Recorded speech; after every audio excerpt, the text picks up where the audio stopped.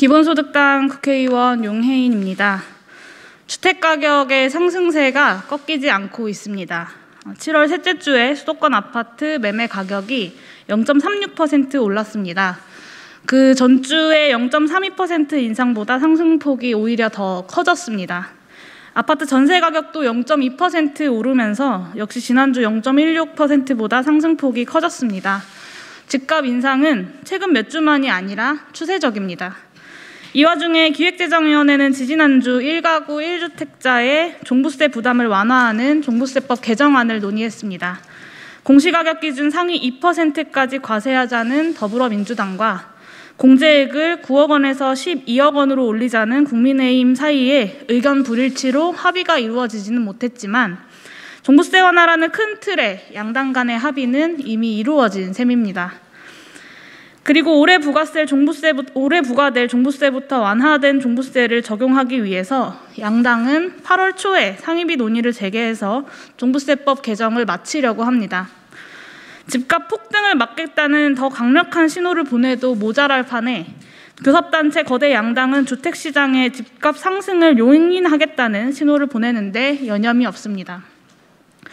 저는 민주당 당론인 1주택자 상위 2% 과세안은 만약 통과되면 위헌 소송이 빗발치고 당장 내년부터 재개정 논의에 들어가야 할 지속 불가능한 법안이라고 판단합니다.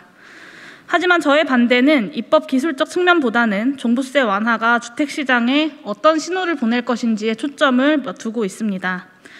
그런 점에서 보자면 1주택자뿐만 아니라 다주택자의 종부세도 대폭 깎자는 국민의힘의 당론은 주택가격 상승을 억제하는 교정조세로서 종부세의 기능을 아예 무력화시키겠다는 것입니다. 그러나 제가 오늘 강조하고 싶은 내용은 따로 있습니다. 모두가 부동산 투기를 비난하고 집값 폭등을 망국적인 일이라고 지탄하면서도 부동산 불로소득이 양극화의 주범이고 땅보다 땅이 대접받는 사회를 만든다고 개탄하면서도 왜 거대 양당은 보유세를 후퇴시키는 정책에 이심점심 단합하고 있을까요? 김진표 부동산 특위원장이 더불어민주당 의원총회에서 이렇게 발언했다고 합니다. 집값 상승과 세부담 폭증으로 부동산 민심이 악화했다. 종부세 완화를 못해 서울, 부산에서 100만 표를 잃으면 내년 대선에서 이길 수 없다. 저는 이러한 진단이 정확한지부터 따져볼 문제라고 생각합니다. 하지만 현재 부동산 보유세를 둘러싼 조세정치의 지형이 사태를 이렇게 진단할 수 있는 충분한 가능성을 안고 있습니다. 절반에 가까운 무주택 서민들이 주택가격 폭등으로 큰 고통을 겪고 있고 유주택자라고 하더라도 절대 다수가 종부세와 아무 관련이 없음에도 종부세를 인하하지 않으면 선거에 질 것이라는 진단이 충분히 그럴듯하게 들립니다. 국회와 정치가 주택가격 안정이 가장 절실한 시기에 가격 인상을 방치하겠다는 신호를 보내야 선거에 지지 않을 것이라고 판단하는 것. 이것은 부동산 보유세를 둘러싸고 펼쳐지는 민주주의의 정치가 바람직한 국가경제의 미래, 대다수 서민의 더 나은 삶, 공공성과 충돌하고 있는 슬픈 현실을 가리키고 있습니다. 그렇기에 이 지형 자체를 바꾸지 않으면 보유세는 그 목적대로 부동산 가격 억제 기능을 하는 것이 아니라 가격 상승에 따라 계속해서 후퇴를 거듭할 수밖에 없습니다. 지금 교섭단체 거대 양당이 시도하는 종부세법 완화가 이를 선명하게 보여주고 있습니다. 저의 기본소득 토지세법은 부동산 보유세를 둘러싼 이 정치 지형을 바꾸자는 제안입니다. 최근 대선 주자들이 잇따라 토지보유세와 토지배당을 공약으로 주장하고 있습니다. 저는 이미 지난 4월에 일명 기본소득 토지세법을 통해 제안을 입안하였습니다. 하지만 4월 보궐선거에서 나타난 민심을 보유세 완화 요구로 해석한 거대 양당이 입장이 확고해지면서 저의 제안은 현재까지 발의 요건을 채우지 못하고 있는 상황입니다. 기본소득 토지세법은 부동산 가격 상승의 주 원인인 토지에 토지세를 부과해 그 세수 전액을 모든 국민에게 배당하자는 것이 핵심입니다. 저희가 설계한 세율대로 과세할 경우 모든 국민에게 1인당 연간 65만 원의 토지 기본소득을 지급할 수 있고 무주택 서민을 포함해 전체 가구의 88%가 내는 토지세보다 받는 토지 배당액이 더 큰 순수해 가구가 됩니다. 토지세를 통해 보유세는 집값을 잡을 정도로 강화될 것입니다.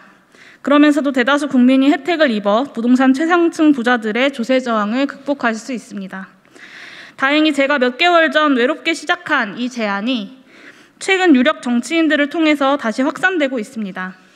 더불어민주당 대통령 후보 이재명 경기도지사는 7월 22일 기본소득 공약을 발표하면서 제가 대표 발의한 기본소득 탄소세법과 함께 이 기본소득 국토보유세를 자신의 기본소득 정책 패키지에 분명히 담았습니다. 민주당의 또 다른 대선주자인 추미애 전 법무부 장관도 자신의 제1호 공약으로 기본소득 국토보유세를 발표했습니다. 화렴점정은 최근 정치권 진출을 선언한 김동연 전 경제부총리입니다. 김 전 부총리는 저서 대한민국 금기 깨기에서 기본소득형 국토보유세를 제안하고 있습니다. 임기 중 국토보유세는커녕 보유세 강화에도 반대했던 전문가 관료가 국가 미래를 책임지겠다는 정치인 선언을 하면서 토지세와 토지배당을 그간의 금기를 깨는 한국경제의 해법으로 제시한 것입니다. 김 전 부총리의 제안은 부동산 투기를 막고 집값을 안정시키고 서민의 주거 안정을 위한 기본 정책으로서 기본소득 토지세의 우수성을 잘 보여주고 있습니다. 더불어민주당, 국민의힘 양당에게 제안합니다. 부동산 불로소득을 차단해야만 집값이 잡히고 우리 경제의 미래가 열립니다. 종부세 후퇴 시도를 중단하십시오. 그리고 종부세를 깎아야만 집권할 수 있다고 진단하는 바로 그 지형을 집값 잡아야만 집권할 수 있는 지형으로 바꿀 기본소득 토지세법 논의에 함께 나서 주십시오. 고맙습니다.